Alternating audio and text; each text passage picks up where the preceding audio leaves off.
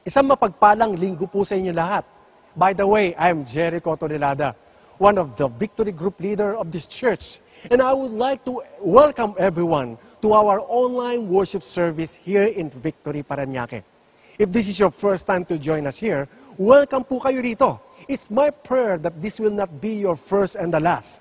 And if you need someone to pray for you, please don't hesitate to message us. Kinalulugod po namin kayong ipanalangin. Also, please share this live stream video to your families and friends or invite them to visit Victory Parañaque Facebook page to watch us live. As we prepare our hearts in worshiping the Lord, let me encourage you with the Word of God in Psalm 100, verse 4 to 5. Enter His gates with thanksgiving and His courts with praise. Give thanks to Him, bless His name, for the Lord is good. His steadfast love endures forever, and His faithfulness to all generations. Let's worship God. Do we all agree that there is no one like our God? Right, church? Amen. So with that, let's all together praise and worship Him as we sing this song.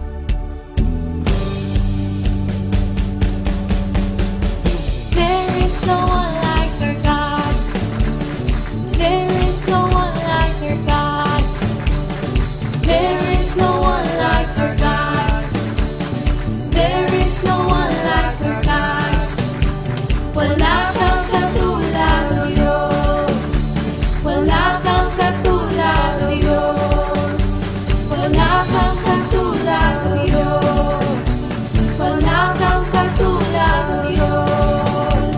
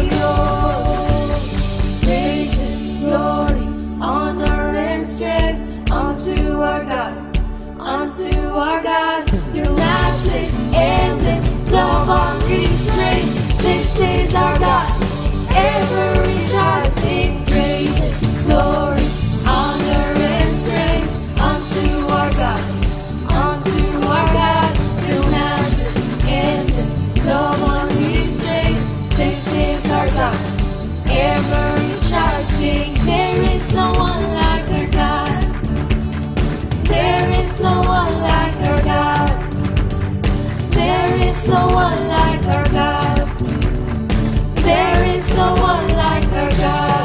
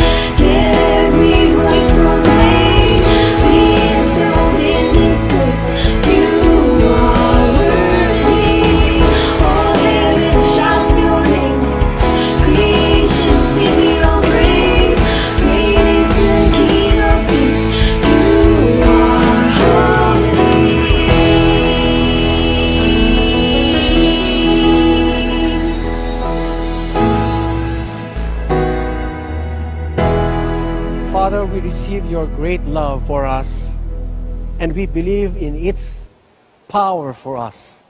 Because of your great love towards us, you gave your one and only Son to die for us all, to pay the penalty of our sins on the cross 2,000 years ago for the forgiveness of our sins. Na kahit na gaano pa ito kabigat o kasama kaming tao, Lord, walang kasalanan na di mo kayang patawarin at linisin ng banal na dugo ng iyong anak na si Kristo. Sa pamamagitan ng kanyang banal na dugo na nabuhos sa krus ng Kalbaryo, nagkaroon kami ng kapatawaran at buhay na walang hanggan. At ito ay iyong ipinagkaloob ng libre sa sino man ang mananampalataya sa iyong anak na si Kristo Jesus na aming tagapagligtas.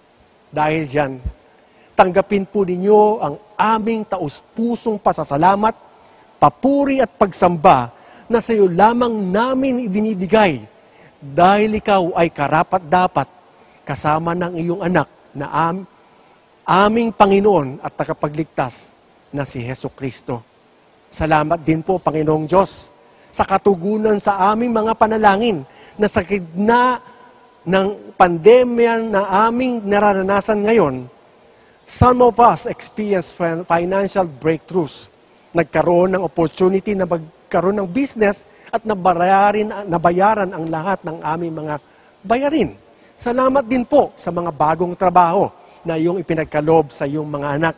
Salamat. At naranasan din po namin na makapagpahinga at magkaroon ng oras sa aming mga pamilya. And now, we stand in faith and declare your provision for wedding to those who plan to get married. We also claiming for provision and safety for those who pray for the normal delivery of their baby. I pray that you will give each and every one of us boldness to share the gospel to our family for their salvation. We claim this prayer in the mighty name of Jesus. Tayo po magsabi po ng Amen and Amen. And if you have any prayer requests or praise reports to share, please don't hesitate to message us. Balugod po namin kayong ipapanalangin at makikisaya sa kabutihan ng Diyos sa inyong buhay. Pumunta lamang po kayo rito sa victoryparanaque.org/prayer.php. Ulitin ko po, victoryparanaque.org/prayer.php. And now, one of the core values of our church is lordship. And we are all committed to grow in our walk with God every day. That's why last Friday, a total of 122 participants in Alabang, Las Piñas, and Parañaque, we started another run of online Victory Weekend. Thank God for these men and women who decided to follow and accept Jesus Christ as their Lord and Savior. Pray with us, as some of these participants are going to be baptized next week. If you're watching right now, if you're watching this, and you have a desire in your heart to experience freedom in Christ, please send us a message here at our Facebook page so we can reach you out. Or ask your Victory Group to help you get prepared for the next Victory Weekend. We are more than excited to walk with you. And now, for our tithes and offering, let's open our Bible in Acts chapter 2, verse 44 to 45. And all who believed were together and had all things in common. And they were selling their possessions and belongings and distributing the proceeds to all as any had need. Makikita po natin dito ang katangian ng first century church. They are in unity and generous. First to the members of the spiritual family, as well as to those outside the spiritual family. As we give, let us show to the world that we are united and generous to the mission. Let's pray. Panginoong Diyos, thank you, Lord, for this opportunity, Lord, to bring back our tithes and offering to you, Lord. Ito po ay sa iyo, Panginoong Diyos, at dalangin po namin na pagpalain po ninyo ang lahat ng ito, Lord God, pagpalain po ninyo ang lahat ng aming mga pangangailangan, Panginoong Diyos. Thank you for this opportunity, Lord God, to give, Lord, to bring back to you, Lord, yung kung anong meron kami ngayon, Panginoong Diyos, as a sign of worship. Thank you, God. For this we pray in Jesus' name. Amen. For online giving, please visit victory.org.ph/give.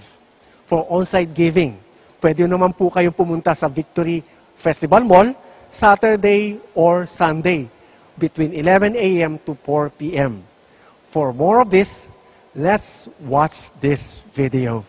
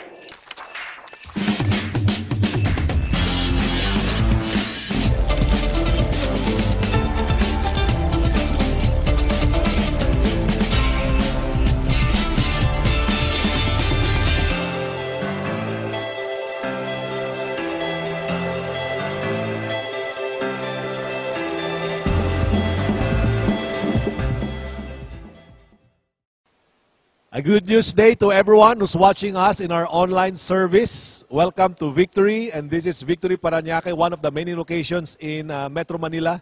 We would like to welcome you and like to greet you with a good news. You know, when you're a Christian, every day can be a good news. Amen? If you believe that, why don't you type in the comment section below, Amen. Yes, it's true. Now, but before we go there, before we go to our topic today, we would like to give you an update because last week, November 1, nagkaroon ng bagyo sa bansa natin, and one of the major region that's hit is Bicol. And yung region na yon was severely damaged with 10,000 homes damaged, with around 8 billion peso damage with regards to infrastructure and agriculture. And even right now, ano natin na yung mga tao ngayon, they don't have any electricity for the next 2 to 3 months. Around even 20 lives were lost. And us as a church, meron po tayong 3 churches doon sa region na yon. We are working with them, with the pastors and the volunteers there for the affected families doon sa Albay, Camarines Sur, and Sorsogon. And we would give inverter generators to provide solar charging stations sa mga lugar na yon. So, why don't we just be in an attitude of prayer right now and pray for our kababayans dun po sa Bicol. Let's pray. Panginoon, we pray for peace. We pray for provision. We pray for hope upon Bicol, God, upon even our country, our nation. We declare strength upon those family. We declare your blessings upon them. We pray, God, that you would give the whole Bicol your restoration, O God, as we would participate, do our part to be able to help them. Tulungan mo kami, God. Tulungan mo yung mga apektado doon that they would see you amidst this storm. In Jesus' name, amen. If you would like to participate in our relief efforts by giving online, you can go to www.everynation.org.ph/give-victory, or you choose your victory location there, and then you choose your giving method and click #RollyPHRelief. I pray that the Lord will bless you as you take that step of faith to bless the people there. Okay, we are going to continue, but today we're going to close the series. For the past 22 weeks, we have been studying the book of Romans, and we have talked about the gospel explained and the gospel expressed. First 11 chapters, Paul speaks about the theological understanding of what the gospel is, And chapters 12 to 16 speaks about the practicalities. You know, pagdating po sa gospel, there are beauties and duties when it comes to the gospel. The beauty of God's love, of God's mercy, of God's grace upon you. Right? Did you experience that beauty? Minahal tayo ng Diyos. Binigyan niya tayo ng grasya. But at the same time, there are also duties when it comes to the gospel. We will talk about our personal duties that we need to offer our bodies to Him as living sacrifice. We need to renew our minds. Those are personal duties. But at the same time, there's also church duties that we use the gifts that God has given us to serve our fellow brethren, the brothers and the sisters in Christ. And at the same time, we have also civil duties with the government that we need to honor the government at the same time. And also, as a church community, we also have our missional duties. The Great Commission to be able to preach the gospel wherever God has called us to be. Now, as we talk about our text today, we're going to look at Romans chapter 15, verse 8, down to the last verse of Romans chapter 16. Doon po yung medyo mahaba yung pag-uusapan natin ngayon. But the text would start with Christ bringing the gospel to us, to mankind. Gospel being expressed, gospel being explained to us by Jesus Christ. And it would end sa Romans chapter 16 with the church bringing the gospel to the nations. Alam niyo, ang kagandahan ng gospel is that it is exclusive in Christ, but at the same time, it is inclusive for all, including you, including me, including us. As Christians, God has called us. Yes, He loved us, but God has called us for something that's important that the world needs to know. So, I need you to be ready. Grab your Bible, whatever, meron kang Bible yan, electronic Bible man yan, and let's read from Romans chapter 15, verse 8 to 9, and we're going to jump to Romans chapter 16, verse 25 to 27. All right, let's read this. Romans 15, 8 and 9 says, "For I tell you that Christ became a servant to the circumcised to show God's truthfulness, in order to confirm the promises given to the patriarchs, and in order that the Gentiles might glorify." See that when we say glorify. Glorify God for His mercy. Now jumping to Romans 16, 25 to 27. Just flip there. The page. "Now to Him," verse 25, "who is able to strengthen you according to my gospel, and the preaching of Jesus Christ, according to the revelation of the mystery that was kept secret for long ages, but has now been disclosed, and through the prophetic writings has been made known to all nations, according to the command of the eternal God, to bring about the obedience of faith to the only wise God, be glory." Say that word, say glory. "Glory forevermore through Jesus Christ. Amen." Let's pray. God, bless the preaching of your word. Let this preaching glorify you. Holy Spirit, enable me, empower me to speak the truth that you have for us today. And let our hearts be ready. Let our minds be ready. Let our spirits be ready to receive this. In Jesus' name, amen.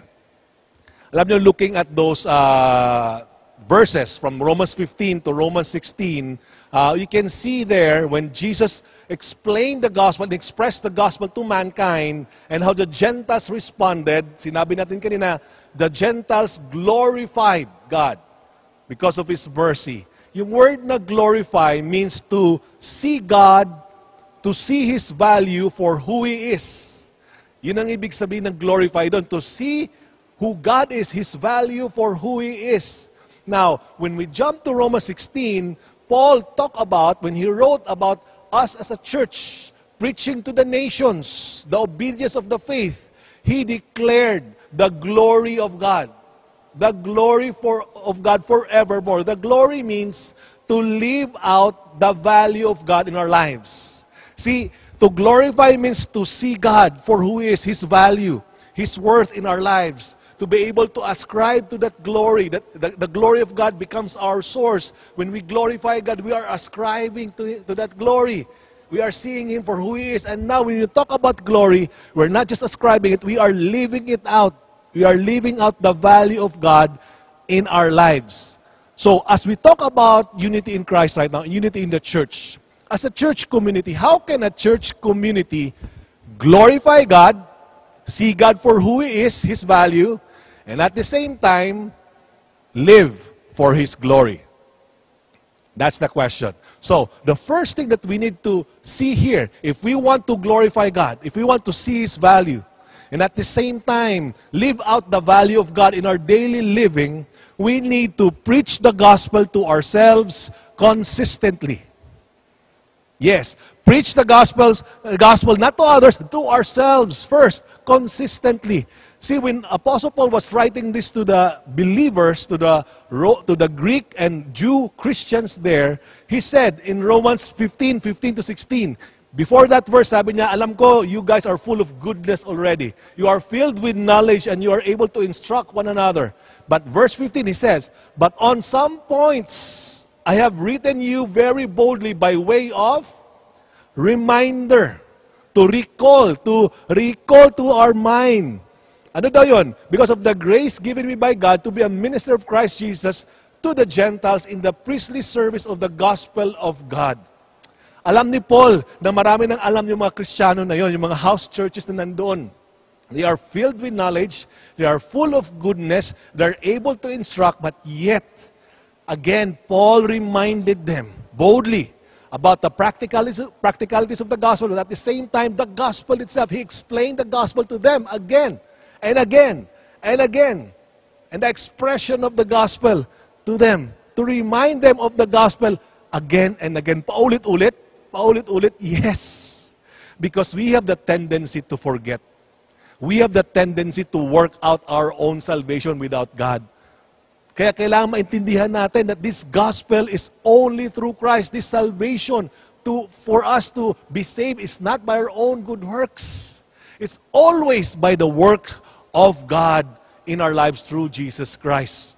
The righteousness of God, us being part of the family of God, being approved, this is all about the gospel, reminding us again that when we wake up, we need to preach the gospel to ourselves, that we don't need to prove something to somebody. You don't need to prove your worth to other people.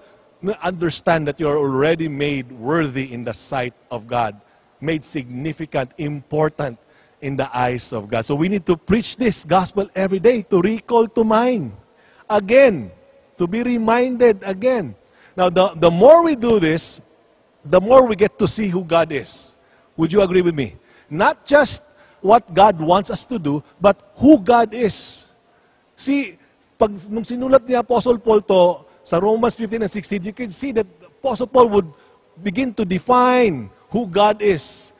He would insert that in the letters towards the people, towards the Christians. The first thing that he would talk about God in Romans 15:5, he would say that God is the God of endurance and encouragement. He is the God of endurance and encouragement. To endure means to have that characteristic of being unswerved from the deliberate purpose and the loyalty to faith and our faithfulness, our piety to God in spite of the greatest trials and sufferings. To remain under God. To remain under how God would enable us to face whatever trials. Do you need that? I need that to be able to endure. The world needs that to be able to endure these trials and testings. You see, when we look at the gospel, we would begin to see that the God that we serve is the God of endurance. He would make us endure. He would make us persevere. He would make us remain even amidst trials. Alam ko, ang dami natin pinagdaanan, right? For the past 8 to 9 months. But yet, the God that we serve is the God who would enable us to stand firm, to persevere, to endure. But not just that. The God that we serve is also the God of encouragement, to console us, to comfort us when we are weary, when we are needing the encouragement of God, when we read the words of God. The Word of God would encourage us. God would encourage us Himself. He would be the one who would motivate and inspire us to deliver His message to other people. The God that you serve is the God of encouragement and the God of endurance. Come on. Come on. He is the God of endurance and the God of encouragement. The next thing about who God is that He's not just the God of encouragement and the God of endurance, but He's also the God of hope. Don't you think the world needs this? As we talk about the gospel, as we preach the gospel to ourselves, we would begin to see that the God that we serve is the God of hope. To have that confident expectation. Confident expectation that what God has promised will come to pass. Yes, it will happen. Even the assurance of our salvation, He is the God of hope. Yung mga pangako ni God sa'yo, no pandemic can stop that. Trust God's timing. Trust God's pacing. Trust His ways and His will. His word will not return to Him empty. The hope that God has given us is a living hope. Buhay yung pag-asa. That's what Peter said. And now Peter experienced a hopeless case when he denied Jesus 3 times and Jesus died. But because Jesus Christ was raised from the grave, He is a resurrected Lord. Now He calls His hope a living hope. Buhay na pag-asa. The God that we serve is the God of hope. Wow. Come on, let's preach the gospel to ourselves daily, consistently. We begin to see who He is. The thirdly, He's not just the God of hope. He's also the God of peace. In chapter 15, verse 33, that peace is that calm state, knowing that we are saved through Christ. And so we fear nothing from God when it comes to this salvation, and we are content with whatever we have here on earth. Let me repeat that. We are content with whatever we have here on earth. Kung ano man yung lot na binigay ni God sa atin, we will begin to have that peace of God that transcends all understanding. That we will not compare ourselves to other Christians, to other believers, to other people, knowing that what God has given to us is already enough. Apostle Paul spoke about that. I can do all things through Christ. I am contented. I can do with much, with less, with happiness, with sadness. I can do all things through Christ. He is the God of peace. God of encouragement, God of endurance, God of hope, and God of peace. There's another one, and I'm going to tell you about that later, about who God is. Now, knowing this would draw us more to who God is, and at the same time, knowing His heart, and what now God wants us to do as we preach the gospel to ourselves consistently. What does God want us to do? As a church community, we need to prepare ourselves to support others generously. Prepare ourselves to support others generously. Paul says in 15:25-26, he said, gusto niya dumaan dun sa Rome na yun, sa churches sa Rome, okay, yung mga house churches doon, pero sabi niya, at present, however, I am going to Jerusalem bringing aid to the saints. For Macedonia and Achaia have been pleased to make some contribution to the poor among the saints at Jerusalem. This Macedonian church experienced severe famine, severe trials, but at the same time they were overflowing in generosity. Wow! That in itself speaks about the gospel working in the church community, supporting even through finances. Itong Gentile church supporting the church in the Jerusalem, Jews. Kahit na magkaiba sila ng background, you can see the unity here, supporting through finances. Hindi lang yun. Hindi lang finances yung generous nila as a church, tayo. But at the same time, Paul also asked the believers, sabi niya, I appeal to you brothers, by our Lord Jesus Christ and by the love of the Spirit, to strive together with me in your prayers to God on my behalf. We can support others financially, generously, but we can also support others through our prayers. So we need to prepare ourselves to support. Pag may nangangailangan ng prayer, let's not, wag tayong anong tawag nito, masyadong tipid sa prayer. We need to be generous with prayers. Pag nangangailangan ng prayer, come on, be the one to say, I'll pray for you, bro. I'll pray for that. I'll pray for you. Because we know that our God is a great God. He is the great God. So let us be generous, not just with finances, but even with prayers. Jumping to verse 16, now this becomes personal. Kasi yung mga tao doon, Paul would begin to name them one by one. Sabi niya sa 16:1-2, sabi niya, I commend to you our sister Phoebe, a servant of the church in Cenchreae, that you may welcome her in the Lord in a way worthy of the saints, and help her in whatever she may need from you. For she has been a patron of many, and of myself as well. Talking about hospitality, we can also be generous with hospitality. Paul was commending Phoebe because Phoebe herself was welcoming people in her house. Ganun siya ka-generous. We can be generous as well with our hospitality. Alam ko, pandemic yan, of course, yes. May mga daily health monitoring. Okay, may mga health declaration tayo. But at the same time, we can be hospitable in many ways as we support others. So let's prepare ourselves to support others. We can be generous in our supporting of others with regards to us being hospitable. This one, I like this. Being generous with our honor, when we honor people. Sabi ni Paul dito sa verse 6 of chapter 16, greet Mary who has worked hard for you. Greet Andronicus and Junia, my kinsman and my fellow prisoners. They are well known to the apostles, and they were in Christ before me. Got that? They were in Christ. Kung ibig sabihin, mas nauna pa itong mga naging Christian before kay Paul. Paul could have just negated them and just talk about the people who were behind him. But he took the time to honor these people who have gone ahead of him.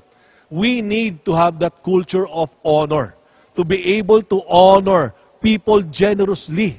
Not just with money, not just with finances, not just with prayers, not just with being hospitable, but also with our honor. Let us honor them with our words. Let us praise those people who have done great things, good things. Say, we honor them. Kaya makikita mo dito sa verse ng chapter 16, you would see these words, fellow workers, 3 times. People who would co-labor with him, and fellow prisoners. Those are the people who are relationally connected with Apostle Paul. Now, I love it. The Apostle Paul would say in Philippians 2:3-4, do nothing out of selfish ambition or conceit, but in humility consider others more significant than yourselves. Let each of you look not only to his own interests, but also to the interests of others. So, let us be generous with honor as well. This is the reason why we take premium with the kids. Yung kids church natin, kaya meron tayong kids church online. Every 3:15 p.m., log in po kayo doon. Manood po tayo sa 3:15 p.m. Pag may mga anak po kayo, isama niyo po yung mga anak niyo doon. And we would gladly connect with them. And it's our heart for them to be discipled.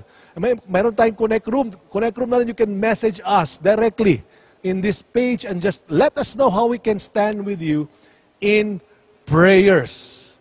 And now, talking about that, let us share to you an update with regards to our Every Nation campus. Our campus ministry has been continuously progressing in this time of pandemic.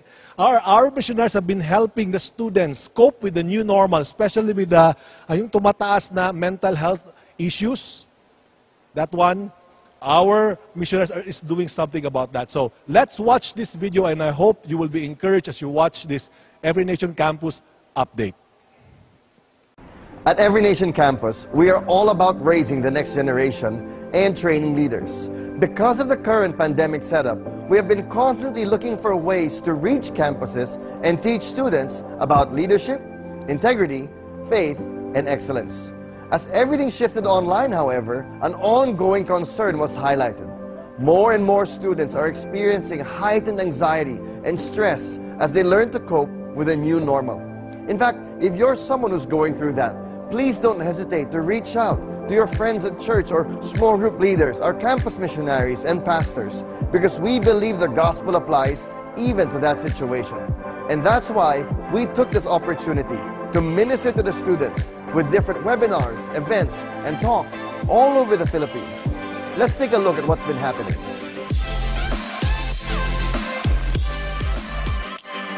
Because of the current setup na meron tayo ngayon, grabe yung nararamdaman at yung mga challenges na nafe-feel ng mga estudyante natin. Some of them are going through family problems, financial difficulties. Some are even struggling with the loss of a loved one. And there are those who are having difficulty keeping up with the online class situation. So all of these questions and all of these uncertainties brought a lot of anxieties, and we could sense it in our conversations with them. So it definitely affected their mental health. Last September, nagkaroon tayo ng opportunity to speak, and yung topic na shinare natin sa mga estudyante is how to cope up with the new normal. It helped them how they will manage their stress. Approximately around 450 students heard and attended that webinar. We just had our mental health webinar. The talk primarily focused on identifying the different mental health issues that the students could be facing. Also, we wanted to help them cope with the situation at hand. More than 300 attended with us online. Our event, 2020 Living in an Anxious World, there were 146 students that attended this event. And so we wanted to address this issue of anxiety and answering that through the gospel, through ideas such as hope and peace and rest, and how we can find hope in this anxious world only through a relationship with Jesus Christ. Our hope is that through this initiative, we were able to plant seeds of the gospel in the hearts of the students. I am looking forward sa gagawin ni God in the future. Yes, we can share these strategies, but nothing beats sharing the Word of God sa kanila. I hope that this will be a season for our students to draw closer and closer to God. We thank God for His wisdom and His grace. And we're grateful to you for your unfailing prayers and generosity as well. Because of this, many students are being reached in this new and uncertain situation. Thank you so much for partnering with us as we change the campus and change the world.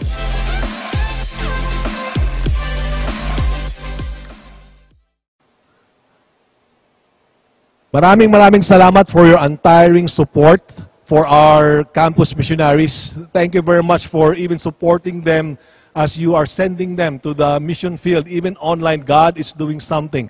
Kaya sabay-sabay po tayo, let's expect that more students and more campuses will be changed for God. Now, bakit nga ba natin ginagawa to? Diba? Being generous with our support, being ready to do that. Why? It is because there are people who would want to divide, who would want to destroy the unity of the church. Kaya sabi ni Apostle Paul dito sa verse 17 and 18, sabi niya, I appeal to you, brothers, to watch out for those who cause divisions. There are people who want to cause divisions and create obstacles. Those who would speak about contrary to the doctrine, contrary to the established teaching. These are the people who do not serve the Lord Christ, but their own appetites. Kung ano lang gusto nila, yun lang yung gagawin nila. Kaya we need to be careful. That's why we need to be generous. We need to prepare ourselves to support others generously.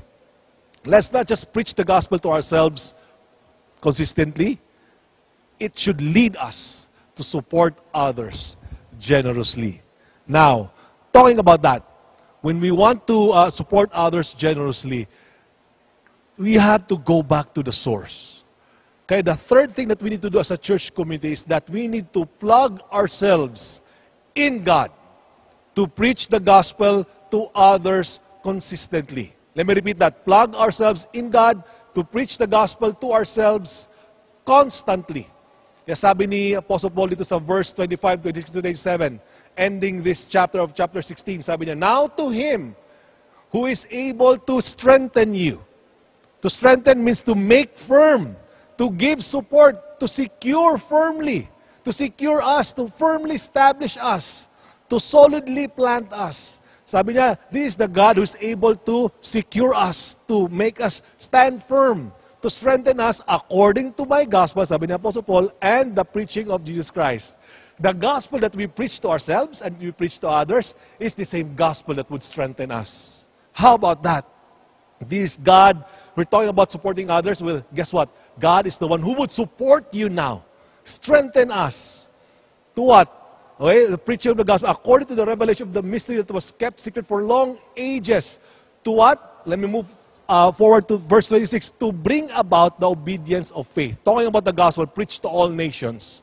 To bring about the obedience of faith. This is the words that Paul said in Romans chapter 1. the purpose as we preach the gospel, that people would begin to obey this gospel by faith, believing in Jesus Christ, believing in this gospel. Now, when you look at that, you could know that our source of strength is not ourselves. It's only God. As we look to Him, preach the gospel to ourselves, He is the one who would strengthen us to preach the gospel to others as we plug into Him. Wow. And here's the fourth description of Paul towards who God is. Yes, He is the God of encouragement and endurance. He is the God of hope and He's the God of peace. Lastly, as Paul would end this, sabi niya, He is the only wise God. He's the only wise God. When you say wise, meaning the God that we serve knows the best plans and the best means to be able to accomplish that purpose. We're thinking about preaching the gospel to ourselves, supporting others, and preaching the gospel to others. God is the one who is so wise, He would give us the best plans and the best means to explain the gospel and to express the gospel. Wow, amazing. That's why Paul knows that in all of this, as a church community, ang bagsak natin would always be God, talking about the gospel. Romans 15, 18 to 19 says, "For I will not venture to speak of anything except what Christ has accomplished through me, to bring the Gentiles to obedience, by word and deed, by the power of signs and wonders, and by the power of the Spirit of God." This is God working mightily in our midst, not just for us, but also through us. So, plug in. Plug in, not just plug in and play, plug in and preach. That's my encouragement for us. Plug in and preach. Plug into the power of God, to the strength of God. Plug into the presence of God and preach the gospel. Preach the gospel to ourselves and preach the gospel to others. Know that God will work mightily because this is His good news. Not just for you, not just for me, but for mankind. Let's pray right now. Let's commit this to God. Lord, maraming salamat for this time as we hear your word. As a church community, God, we want to glorify you, to see your value, and at the same time to live out your value. So God, be the one to take charge of the church community right now in this church community of Parañaque. And if you are it's your first time to join us here, and you know, alam mo, wala ka ng pag-asa, kailangan mo ng encouragement, I mean, you know, wala ka ng peace sa buhay mo, and endurance, bibigay ka na, and you don't have a relationship with God, I'm going to give you a chance to accept Him as your Lord and Savior. Believe in Christ. He is the only Savior who can save you. Accept Him and ask for forgiveness for your sins. Let's come to Him. Lord, patawarin mo ako sa aking mga kasalanan. Tinatanggap kita, so Kristo, bilang aking Panginoon at tagapagligtas. Thank you for the gift of salvation, the gift of becoming part of your family, the gift of the Spirit in my life. Now help me, God, be discipled. Help me be plugged into a church community. In Jesus' name, amen. If you did that, please connect with us. We would like to journey with you. We would like to help you. It is our privilege and our joy na makonect kayo sa isang church community. Now, talking about church community, no, I want to pray for you. As you want to be connected to a church community, mapa-business man yan, couples, solo parent, or young professional, singles or campus, or seniors, you want to be connected, just come, let's pray as well. Yeah, pray as well. Lord, I pray for my brothers and sisters who want to be connected kahit matagal ka nang umattend dito sa online. Just text us. Message us in this Facebook page. I pray that God will lead you to a person who would help you grow in your relationship with Him. Thank you, God. Would you bless our church community, God, in Parañaque and beyond, in the South, God. Thank you, Lord. And lastly, if it is your desire to preach the gospel to your loved ones, to the people who God has put in your heart, impressed in your heart right now, why don't you step out in faith and let's declare salvation upon them. God, I pray, as my brother and my sister in Christ would step out in faith to preach the gospel. Thank you that you are assuring them that you are with them and that your power will work in their midst. Your presence will work in their midst, and as a manifestation of that, there will be healing, physical healing that would happen. Empower your people, O God. Let there be salvation as they would preach the gospel. They don't need to be highfalutin or mystical, but I pray, God, that your love will be felt as they preach the gospel. Thank you, God. We claim this in Jesus' name. Amen. Wow. Grabe. As we end this series in the book of Romans now, I pray that you would continuously walk in your relationship with God, empowered by the Holy Spirit, enabled to preach the gospel to ourselves, to support others generously, and to preach the gospel to others. Well, God bless you, everyone. Enjoy your Sunday. You are sent. God has sent you to where God wants you to preach the gospel. I pray that you would take heed of that. Enjoy po kayo. God bless.